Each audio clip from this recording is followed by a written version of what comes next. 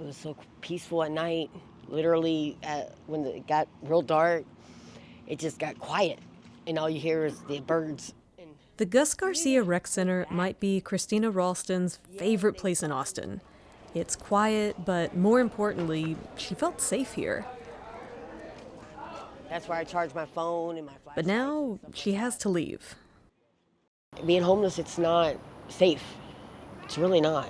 I've been beaten, where my whole camps got stolen 3 times over, and having a safe place like this, it was great. And then the city goes and just takes it out from under us. Ralston is one of scores of people impacted by recent homeless encampment sweeps across the city. The Bobcat being dropped down, they're gonna go to people's stuff. Major camp removal efforts have been taking place across Austin for about a month. City officials say it's necessary to comply with local laws and help people get into housing. The process that we launched on May 11th is our process for meeting the legal requirements in the state law and the local law. Ironically, this plan is going to increase the rates of homelessness that the city wants to literally sweep away. But advocates say these sweeps are just pushing people into an underfunded system that doesn't have space for them. When you reach that point where all of your shelter beds are full and you still have encampment sweeps to do, what are you going to offer to those people? So, what is happening during these sweeps? Is it a viable option for a cash-strapped city? And how is it impacting some of Rundberg's most vulnerable residents? First, let's get a better understanding of the numbers at play. There are currently about 6,000 people experiencing homelessness in Travis County. 125 people were counted in District 4 during last year's point-in-time count, but the number is probably a little higher than that. City leaders have been trying to tackle homelessness in Austin for years, but this cleanup initiative is new. The purpose of this initiative was to do a couple of things. First, it was to bring a consistent process to how we do homeless encampment cleanups. The second was to put more dedicated resources to the outreach and the cleanup process. This is David Gray, director of the Homeless Strategies and Operations Office for the City of Austin. He says this new model teams up different city offices and will help them better meet demand. Historically, we've averaged about 700 calls for services every month. And at our previous staffing level, there was really no way for us to keep up with that volume of service requests. So what happens during a camp sweep? Officially, these are called camp cleanups. First, the camp is identified by city officials. Earlier this year, the HSO released a map showing approximately where they were going to start cleaning encampments. 9 were in Rundberg. 1 was behind the Gus Garcia Rec Center, where Christina lived. Then city workers and outreach specialists are supposed to go to the camp and offer to connect people with resources. After that, the Austin Police Department comes to the camp and posts a notice that the area is going to be cleared, usually after 3 days. Finally, the cleanup. Teams of APD officers and Austin Resource Recovery workers go to the camp and start picking up items.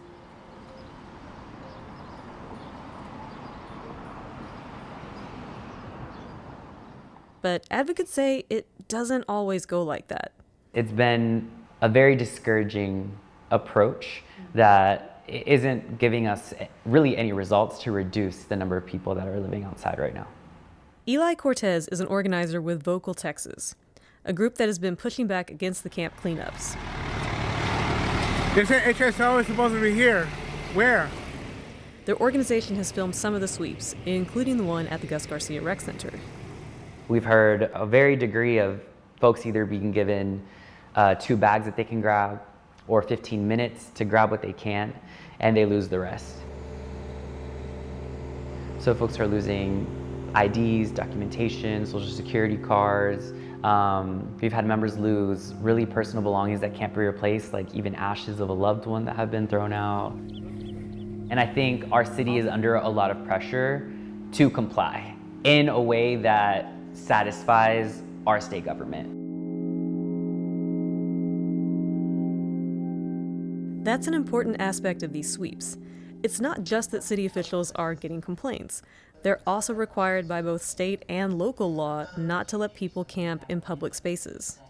And what we're focused on is implementing the law that the voters of Austin approved and that the Texas state legislature mandates, but implementing that law in a compassionate, human-centered framework. In 2021, the state of Texas passed a law that banned camping in public spaces, making it a Class C misdemeanor. It was passed just after Austin voters approved Prop B, which banned sleeping or lying in public spaces. The officer might have to issue the citation, but that is not why they are going out. Those things are a byproduct of stuff that they might see in the encampment. Gray has said officers at sweeps are not there to issue tickets. Their priority is to keep everyone safe. But some people say that isn't happening. They gave me a ticket. You want to see it?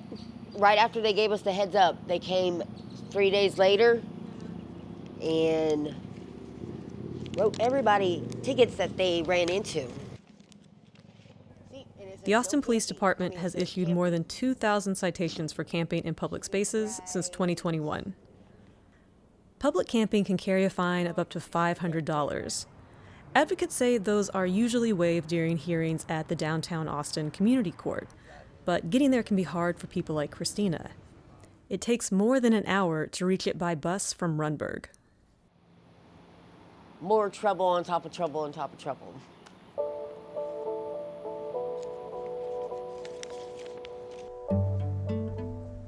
But for some, the sweeps did help them get into housing. And I met him about 13 years ago, maybe. Ashley Rader and his partner Tracy have been camping in Austin for years. For most of that time, they've been waiting to get into housing. It wasn't until sweeps hit their area in Rundberg that they were moved into the Northbridge facility. They kind of bumped us up on the list because they were closing it out, so that helped us get up there, I guess. And now we're trying to adjust to this Northbridge community, which is really fantastic. It's a blessing. We've been on the so-called list for 10 years on this list to get housing, and we're still on the list, but at least we got a foot in the door. That's not very rapid to me, So.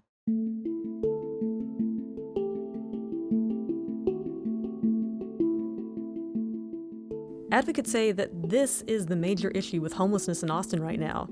There's not enough space. We're just not going to have enough beds to put everyone.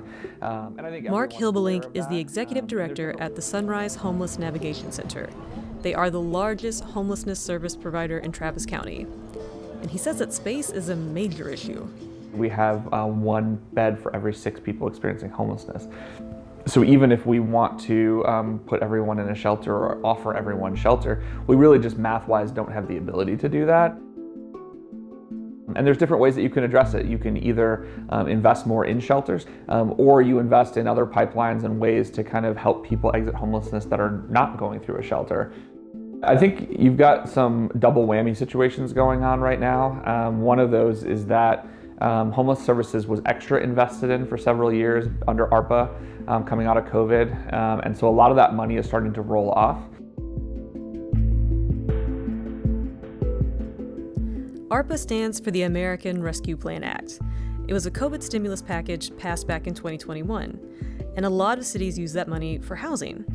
Austin, in particular, allocated about $96 million for different homelessness initiatives. But those were one-time funds that had to be used by the end of 2026. Meanwhile, Austin is facing budget constraints due to falling tax revenue. Voters last year rejected a tax rate election that would have sent money to homelessness services. And now council members are working on a new budget, and they're eyeing about $17 million in cuts to social service programs. City officials have said each cleanup can cost about $150,000. Right now, it's a little too soon to know exactly what the impacts of these different funding shifts will be. I feel really optimistic, though. Groups like Sunrise and Vocal are losing funds and having to cut back on services. I think everyone is very I don't want to say fearful, but concerned. Yeah, I think for all major providers, including Sunrise, there are programs that we have that we already know are going to be cut in the next fiscal year.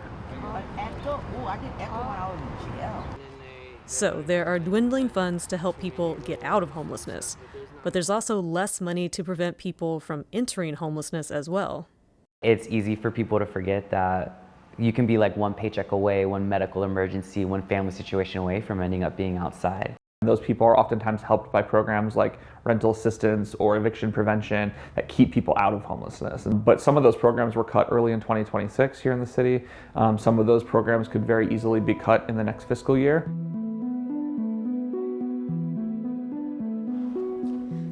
The City of Austin ended its rental assistance program in March, and a housing voucher program may be cut next year. At the federal level, the Department of Housing and Urban Development announced they were winding down a COVID-era voucher plan roughly 5 years early. Challenges like that have impacted Ashley and Tracy. I just wish that they would have offered help before it came to this. As rental assistance goes down, as eviction prevention goes down, you're also going to see homelessness rise.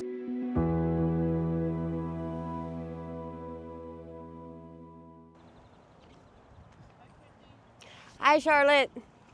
How you doing? That's good. The city's new homeless abatement plan calls for teams to continually check and clear old encampments. It's also adding more beds and continuing outreach efforts.